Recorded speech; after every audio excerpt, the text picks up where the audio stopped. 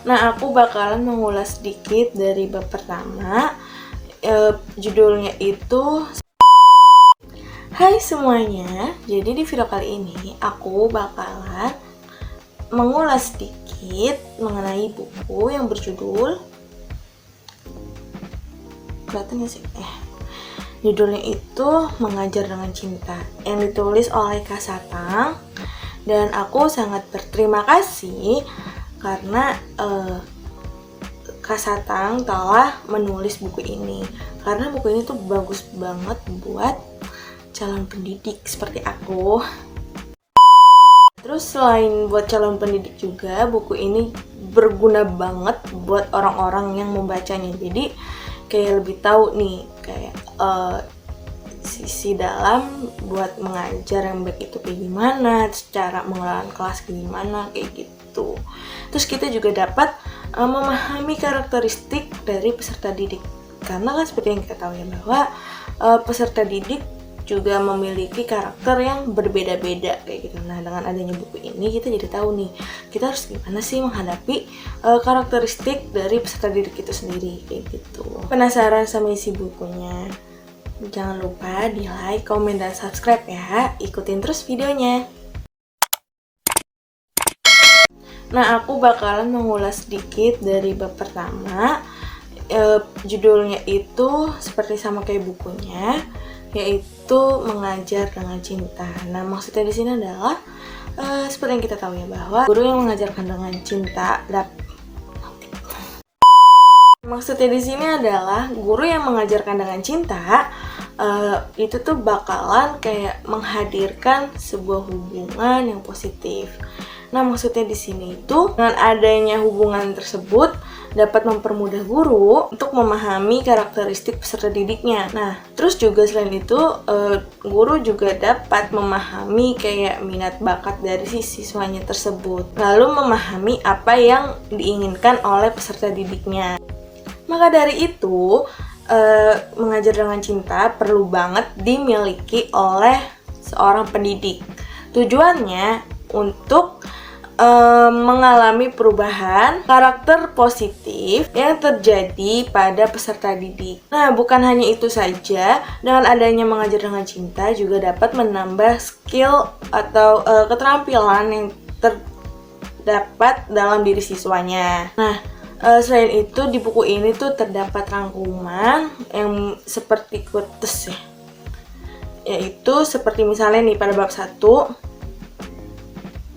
mengajar dengan cinta akan menghadirkan hubungan emosional dan sisi positif bagi peserta didiknya kayak gitu. Nih, kalau kalian penasaran ini quotesnya. Nih. Seperti ini contohnya. Nah, ini contoh rangkumannya. Gimana sih?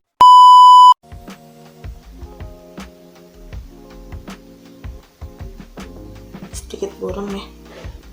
Ya, pokoknya itu seperti itu rangkumannya, pokoknya seperti quotes. Lalu selanjutnya bersikap ramah. Nah, guru itu tuh harus memiliki sikap yang ramah kepada peserta didiknya. Nah, pada saat mengajar juga guru perlu untuk lebih santai dalam mengajarnya dengan tujuan agar peserta didik juga lebih santai dalam menerima informasi yang disampaikan.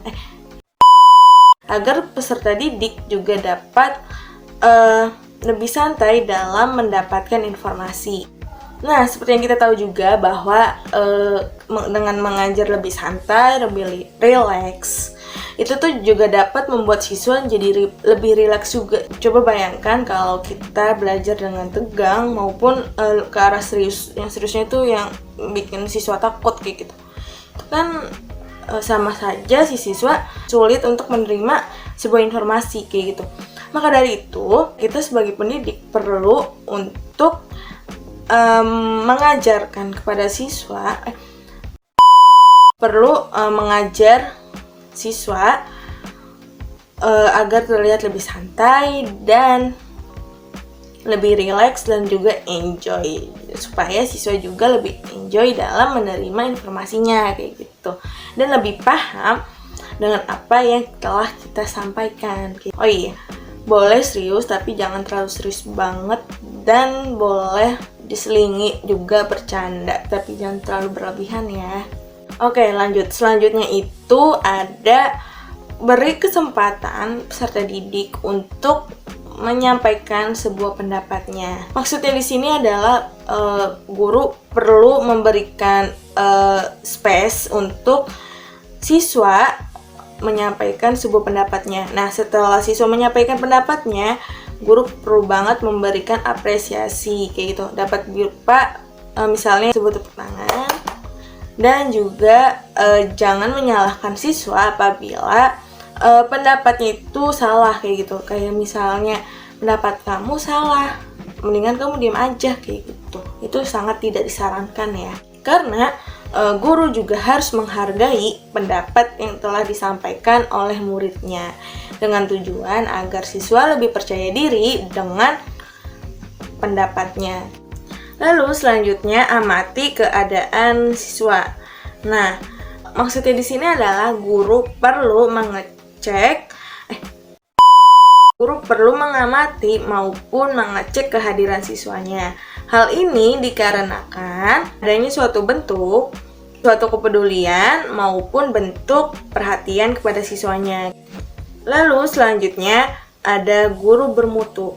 Nah, maksudnya di sini adalah guru bermutu itu sama seperti guru profesional, yang dimana guru itu harus menguasai ilmu pengetahuan maupun memiliki kemampuan dalam mengajar, dan juga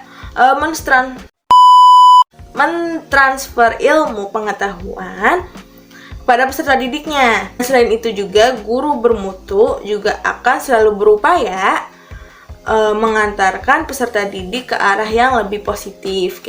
Lalu selanjutnya ada guru milenial. Jadi guru itu harus berinovasi dalam menemukan gaya belajar yang sesuai dengan era milenial ataupun era digital atau era teknologi kayak gitu. Nah, kehadiran guru milenial di sini juga merupakan sebuah respon yang tepat dalam menghadapi zaman pendidikan pada era industri 4.0 kayak gitu. Nah, atau era zaman sekarang ini. Nah, di samping itu juga guru milenial perlu memiliki kemampuan dalam penggunaan IT dalam mengajar maupun memiliki keterampilan dalam berpikir, kreatif maupun inovatif. Nah, lalu selanjutnya jangan berceramah dan jadilah fasilitator dalam mengajar. Nah, seperti yang kita tahu bahwa biasanya KBM sering ditemui itu kayak gurunya lebih menggunakan metode ceramah, padahal hal tersebut itu tidak disarankan. No, tidak boleh ya. Nah, maka dari itu guru perlu mencari tahu bagaimana gaya belajar yang berinovatif agar siswanya tidak mudah bosan kayak gitu. Karena dengan menggunakan metode ceramah, seperti kayak misalnya guru lebih banyak menjelaskan kepada siswanya, itu tuh siswa mendapat merasa bosan kayak gitu.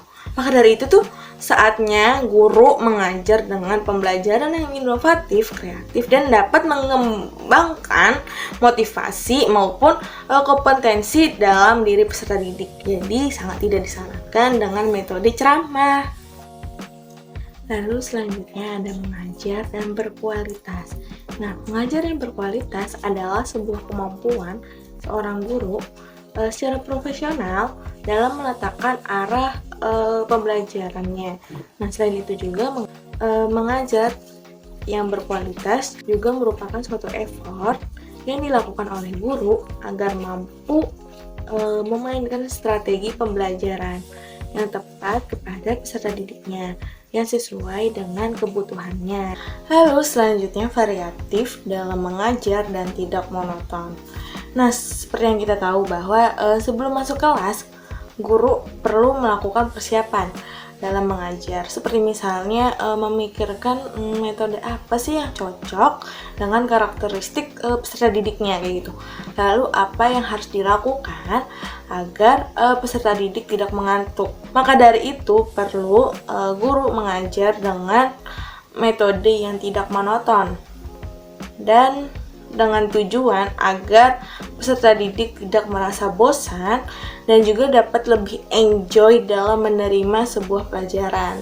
Lalu selanjutnya update ilmu atau up to date.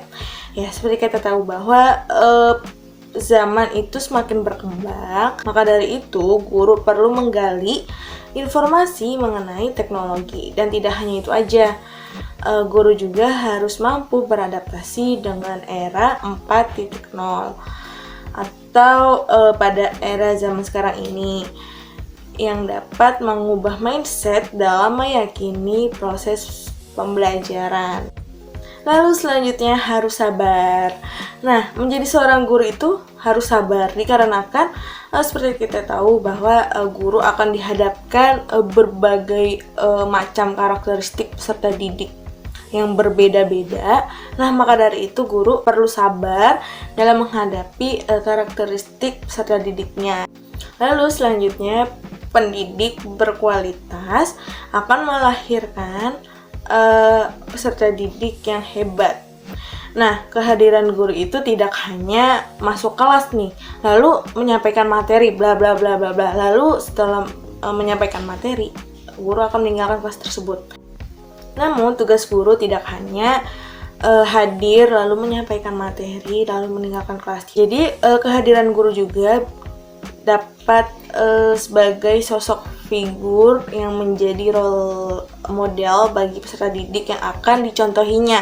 Maka dari itu, guru perlu melakukan inovasi yang memiliki keharusan dalam memperbaiki kualitas keilmuan, pengajaran, maupun keterampilan kayak gitu. Oh ya, selain itu juga, kehebatan seorang guru juga sebagai tombak bagi pendidikan untuk mencerdaskan anak didik bangsa. Nah, lalu yang terakhir, berkomunikasi baik dengan anak didiknya.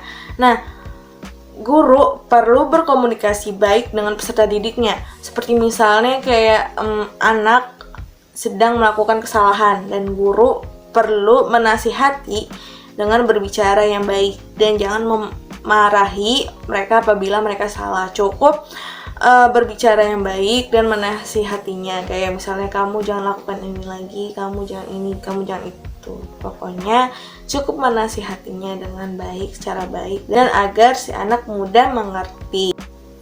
Oke, segitu aja mengulas bukunya dari aku. Menurut pendapat aku, bukunya itu sangat bagus. 1-10 rating itu 8,5. Itu pokoknya sangat bagus. Itu sebenarnya detail isi bukunya. Kalian bisa baca di Ipusnas, dan ya jangan lupa dibaca bukunya. Segitu saja video dari aku, kurang lebihnya mohon maaf. Sampai jumpa di video selanjutnya. Bye bye.